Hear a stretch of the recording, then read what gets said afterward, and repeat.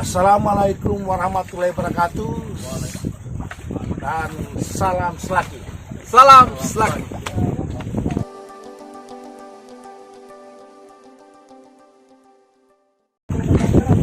Jumpa kembali bersama kami dari Koja Selaki dalam touring Selaki di Karang. Sore ini, siang menjelang sore, kami saat ini berada di Karang Kolo Mensonda. Mensonda. Kolo di Karang Kolo Mensonda. Nah, karangnya juga baru saya tahu bahwa ini namanya Karang Kolo Mensonda. Di Karang ini kami dari habis minum kopi tadi di Ontau Sawah, melanjutkan supervising siang-siang tadi. Kami dapat 1 ekor, tapi pas mau diangkat di sampan, tiba-tiba dia lepas lagi. Entah kesialan ataukah itu adalah sebuah pamitan untuk kembali, belum siap dibawa di pulau, kira-kira. Tapi dalam perjalanan ini ada banyak cerita tentang nelayan, tentang tantangannya, tentang peluangnya, tentang keindahan, tentang kesyukuran kepada Tuhan pencipta alam semesta, dan banyak hal yang lain. Lebih dari situ, kami masing-masing punya cerita dari perjalanan dari kemarin jam 3 siang sampai saat ini juga sudah menjelang jam 3 siang. Menghitung 24 jam kami di atas punggung samudra, di atas punggung karang, sekarang di Karang Kolo Mensonda. Koja kita kali ini lebih santai, lebih berreview apa yang terjadi dengan kita semua, apa yang kita rasakan dari kemarin, kemarin sore, tadi malam, dan sampai pagi. Apa yang kami rasakan ini akan diawali oleh seorang tukang pasang jaring legend. Dia adalah nahoda kapal Adibuana, yaitu pencari ikan bomar dan uri-uri. Nanti hari Buana. Dan hampir semua atlet dari Karang ini telah beliau sampai. Bapaknya Nani, apa yang Bapaknya Nani rasakan dari tadi malam? Dari kemarin tadi malam sampai saat ini berkaitan dengan jalan-jalan kita ini. Kira-kira gambarkan saja perasaannya seperti apa? Silakan. Juga merasa terima kasihnya di perjalanan begini. Jadi kalau untuk kita menjaring, kalau di seperti dan tadi malam itu kita belum bisa. Hanya keadaan arus itu masih kencang. Jadi untuk memasang jaring sampai subuh itu kita tidak siap untuk memasang jaring. Karena kenapa? Karena keadaan arus sudah kencang. Harusnya dari kapan? Harusnya dari 2 hari yang lalu sudah kondisinya bagus. Ternyata beruman itu jaring Harus ini kan harus gelap. Kalau untuk tadi malam itu kan sudah hampir siang. Hampir pagi, Ya, lagi. masih ada bulan. Jadi pasang jaring ini juga sebenarnya ditentukan oleh bulan Dengan keadaan arus. bulan dan keadaan arus. Kalau begitu sebenarnya nelayan masih memberi kesempatan kepada ekosistem karang ini untuk bisa merecovery dirinya pada musim-musim bulan terang, karena bulan terang itu kurang yang mancing atau kurang pasang jaring. Nanti bulan gelap lagi baru ada. Ya, kita mulai pasang jaring kan ada perannya, ada perhitungan bulan. Kita mulai dari bulan di langit bulan 21. Bulan 21 lagi. Bulan 21 di langit itu sampai bulan, lalu dari bulan 21 ke di langit itu sampai bulan 2 di langit itu masih biasa. Baik, dari hitungan pemasang jaring yang sudah legend, pantas tadi malam ada jaring kapal itu sudah dimanfaatkan. ternyata dia sudah menghitung bahwa tidak akan dapat karena situasi arus dan situasi bulan tidak memungkinkan. Itulah bagian dari kearifan mereka dalam pengusahaan sumber daya alamnya. Tidak memaksakan di setiap hari 30 hari dalam satu almanak itu harus mencari terus. Karena ada posisi tertentu memang mereka harus memberi kepada ekosistem, kepada lingkungan untuk bisa bernapas sedikit. Itu bentuk kearifan dan sekaligus sudah siklus dari karang yang ada di Tomie. Selanjutnya kepada pemburu ikan pilih-pilih. Dari kelompok spearfishing ini mereka memilih ikan. Mereka ini ibaratnya bukan pemakan segala, karena mereka hanya mencari ikan yang mereka suka, itu yang dia tangkap. Tapi dari tadi malam tidak menangkap dan pagi ini pun menangkap, itu juga tidak dapat. Jadi jangankan memilih-milih, untuk kita mau makan ini harus kita pulang beli Indomie dan telur. Bagaimana pendapatnya Pak Spearfishing ini? Kenapa hari ini kita ada kesialan, walaupun dari segi perasaan ini tetap nyaman? Ya, jadi sebenarnya hakikatnya untuk spearfishing sebenarnya lebih ke arah olahraga sebenarnya sih kalau saya. Nah, akhirnya kita mau dapat ikan atau tidak itu adalah rezeki buat kita manusia. Untuk spearfishing ini juga saya biasanya itu ikan target yang saya dapat itu kalau saya sudah dapat kurang lebih 4 ekor ya saya sudah berhenti untuk melanjutkan spearfishing. Untuk selanjutnya paling minggu depan lagi baru saya spearfishing lagi. Seperti itu. Jadi spearfishing adalah olahraga dan wisata. Ya, Ini olahraga yang enak. Sambil kita merefresh kita punya otak dan batin, pada saat yang bersamaan kita menyehatkan juga kita punya raga. Ini olahraga cara mencari ikan yang benar dan menyenangkan. Tapi tadi pagi sempat dapat. tadi pagi sempat dapat 1 ekor tadi, tapi pas saya mau tarik tadi floating saya itu tiba-tiba ikannya hilang. Nah, itu kurang tahu kenapa itu. Baik. Sahabat selaki Wakatobi, walaupun ikan kami tidak dapat, tapi kami berkelimpahan yang namanya cumi-cumi. Karena di tempat rumah kami menginap semalam, cumi-cumi banyak sekali. Dan ini Budianto sampai diambil sampan turun, mengambil cumi-cumi hampir tinggal caplos-caplos dan masuk ke dalam. Tapi kan kita juga berpikir ini banyak kolesterolnya. Mungkin Tuhan dia katakan yang turun ini sudah potensi ancaman kolesterol. Kalau begitu saya kasih rezeki saja cumi-cumi. Sampai kita pulang ini pun cumi-cuminya kita masih ada.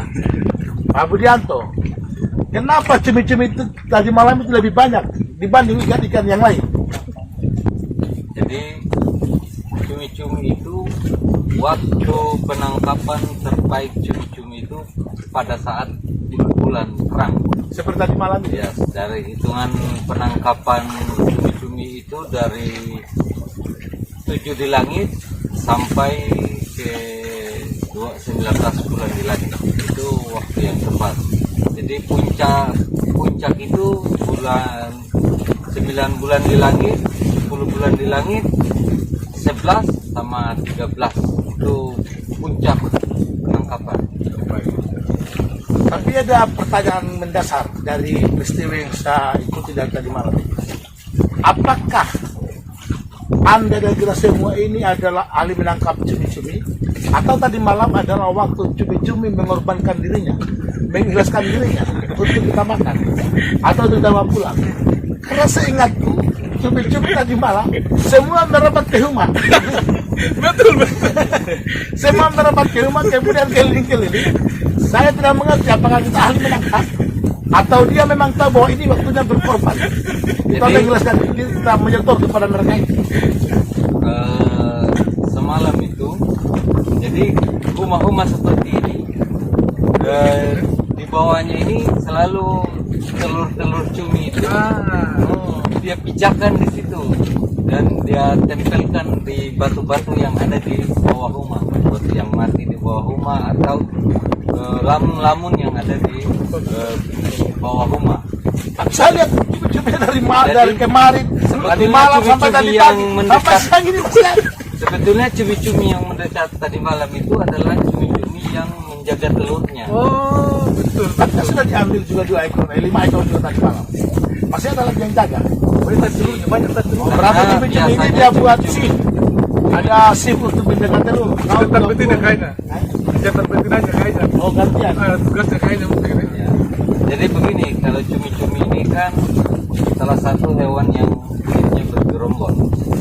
Jadi misalnya dia 5 ekor di situ, 3 ekor di situ, 4 ekor di situ, 5 ekor di sana, kayak begitu dia siklusnya untuk menjaga teritorial daerah pilihannya. Jadi rumah itu sebetulnya kayak kayu rumah biasa itu melengketkan telur-telurnya itu, dan di kawasan itu dia akan bermain dia. Intinya saya mengambil kesimpulan bahwa rezekinya kita dari kemarin tadi malam sampai hari ini adalah cumi-cumi, only cumi-cumi, oh cumi-cumi is the best, cumi-cumi is the one. Karena kita dikasih rezeki cumi-cumi, walau harus hati-hati karena potensi kolesterolnya tinggi. Berikutnya, kita tadi malam mancing malam handline. Nah, Kalau kita bicara siapa kampiun dan siapa juara mancing tadi malam, jelas tentanya siapa. Jadi di antara mancing tadi malam itu kita berenang ya, yang dapat banyak, yang lain rata-rata 1-2 ekor. saya tidak ada. 4 ekor saya. 3. Kameramen mengaku sudah menangkan. Pak Budi berapa? 4 ekor. Saya 4. Saya 1. Banyak kan? Oh, dapat. Nah, Samsul tadi malam itu kalau 10 enak ekor. Dia juara.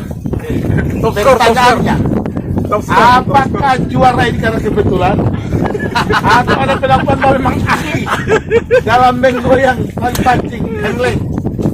Silakan. Atau posisi duduk? Atau posisi duduk? Jadi mungkin kalau jawaban singkatnya adalah bahwa Tuhan itu sudah mengatur rezeki manusia, walaupun kita satu bodi berjalan bersamaan, rezeki itu sudah diatur dan sudah ditata sedemikian rupa bahwa kita tidak akan pernah sama, karena Allah sudah menentukan bahwa rezeki itu sudah tertata dan tidak akan pernah berubah. Selesai pola-pola. Seperti itulah jawabannya. Memang kata orang, saya pernah dengar bahwa walaupun satu bodi, biar dia makan bagaimanapun, ada yang akan dapat banyak dan kadang-kadang juga tidak dapat. Walaupun jelas kan dia makan. Karena bicara pengalaman memancing, pertama saya tidak punya mata pancing, tidak punya mata kayu, artinya bahwa saya bukan nelayan. Berguru sama Pak Armin sehari. Hanya mendengar cerita sama Armin, Yulianto, kemudian teman-teman lain. Bukan bapak untuk Komunto. Walaupun saya adalah bagian dari pengurus komunitas nelayan Temia, tapi saya belum pernah memancing. Baru tadi malam itu saya memancing, ternyata sudah memang enak sekali. Kalau begitu, bagaimana kesan Bung Samsul mengenai trip kita sudah satu malam di Karang? Apa kesan dan pesannya? Kalau perjalanan kita ini, pertama saya ini yang baru dan memang ini seru sekali. Ini kalau perjalanan ini karena Wakatobi ini adalah juga bagian dari pengembangan pariwisata. Ini bagus sekali kalau dijadikan trip wisata Kemas. 1 hari 2 malam atau 2 hari 1 malam. Atau dalam paket itu nanti juga menjual paket trip ya. rumah. Rumah. Jadi tinggal bermalam di rumah sambil mancing malam. Sambil bisa mancing 2 malam sambil mancing di rumah kalau setelah paginya kembali ke darat untuk eksplor di darat. Saya kira Ada adventure itu pengalaman yang menarik. pengalaman yang menarik dan ini pertama kali untuk saya. Terima kasih. Salam lagi. Baik, Pak Supervisi, bagaimana kesan dan pesannya berkenaan dengan trip kita satu malam ini sampai sekarang kita masih di atas sekarang Kolo Kalau mensoda. Kolo Mensoda. Kalau mensoda. Kesannya Pertama, saya banyak dapat inspirasi mulai dari cerita-cerita kita dari pagi sampai hari ini, bagaimana antusias kita menjaga lingkungan ekosistem ya, bagaimana saya juga mengimbau teman-teman pegiat panah atau supervisiknya selalu diutamakan bagaimana ekosistem kita ini harus kita menjaga untuk panjang yang seperti itu. Baik, Bapak Janani, bagaimana kesan dan pesan-pesannya dari perjalanan satu hari malam ini? Apakah nanti kita lakukan lagi? Apakah ini menyenangkan atau seperti apa? Silakan. Kalau saya kira-kira bagus banget. Tapi kalau uang itu supaya saya juga rasa senang di waktunya untuk pasang jaring. Oh ya, ingin menunjukkan bahwa ikan jaring juga itu enak. Betul. Baik. Supaya ada juga Termasukkan. Mengembangkan yang kita Betul. banyak-banyak itu. Mantap. Baik, Pak Budianto, apa kesan dan pesannya selama kita jalan satu hari satu malam? Kalau bagi saya melihat perjalanan ini adalah sebuah perjalanan wisata. Perjalanan wisata, walaupun saya sendiri sudah banyak kali dan bahkan kalau mau dikatakan sejak dari kecil saya sudah melalang buana di karang ini. Sombong amat. Adalah perjalanan wisata, perjalanan menikmati, perjalanan yang buat saya fresh dan segala hiruk pikuk yang ada di darat itu seolah-olah hilang. Benar. Tadi malam ini sahabat laki Pak Budianto ini memecah rekor penangkap cumi-cumi. Dia sendiri sampai pagi sekitar 9 ekor baru sendiri. Tapi dia juga tadi malam itu pasang rafe. Rafe itu semacam rawai, pancing rawai. Dipasangnya kurang lebih 2 jam, dapat ikannya 4 ekor. 20 mata kail, 50 mata kail, 50 mata kail. dapat 4 ekor. Untung tadi malam ada nelayan jaring datang juga, misalkan, itu yang kami dikasih makan. Nih beliau ahlinya. Kenapa pasang pancing rawai yang tadi malam tidak makan? Tidak maksimal. Jadi begini, untuk 3 hari terakhir ini di cuaca yang ada di Wakatobi itu angin berubah-ubah. Kadang datang angin kayak angin pancaroba berubah, kadang dari barat laut, utara, ya tidak menentu arah mata angin. Dan itu menurut petua leluhur kami sebagai masyarakat Bajo, bahwa biasanya kalau kita mancing di waktu-waktu itu ikan, walaupun ikan di laut itu banyak, tapi dia tidak akan doyan makan. Baik, itulah sekelumit kisah yang kami hasilkan dalam perjalanan mengarungi karang di Pulau Toge ini. Ada banyak kisah yang akan kami ceritakan. Paling tidak, cerita itu membuat kami sangat bermakna dan sulit terlupakan. Mengenai pendampingnya nasi, semalam ada banyak, ada ikan hasil rawai, cumi-cumi yang terbanyak, ada juga ikan hasil jaring. Kebetulan yang duduk di sini ini ahli semua. Di Pak Budianto ahli cumi dan rawai, Bapak Janani itu ahli pasang jaring, Pak Ajam ahli supervisi, ada ahli loteng, ada juga lotengan khusus menangkap ikan-ikan besar. Saya ikan besarnya tadi malam nggak ada yang muncul. Saya juara pagi-pagi tadi. Dapat apa? Dapat ikan tulareke. Oh, ini dapat ikan tulareke. Ramen. Dapat ikan tulareke banyak. Sampai itu kapal itu kelihatan dia buri. Ikan abri. Demikian koja-koja selagi kita pada siang hari ini menjelang sore, kisah telah kami lahirkan, cerita akan kami tularkan. Kami berharap kalian semua juga dapat menikmati karya Maha Agung terindah dan teragung ini. Sungguh Allah Subhanahu wa Ta'ala telah menjatuhkan surganya sebagian pada sisi pesisir lautnya di Laut Wakatobi. Kami telah menikmatinya, Anda pun harus menikmatinya untuk meluapkan rasa syukur kita.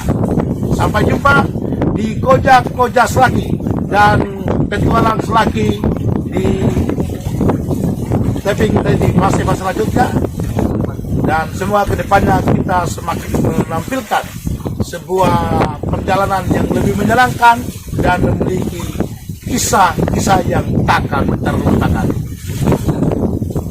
Sebelum saya tutup, saya mengajak kita semua untuk mari terus menjaga lingkungan. Selaki Wakatobi Channel, tontonan orang-orang cerdas. Salam Selaki!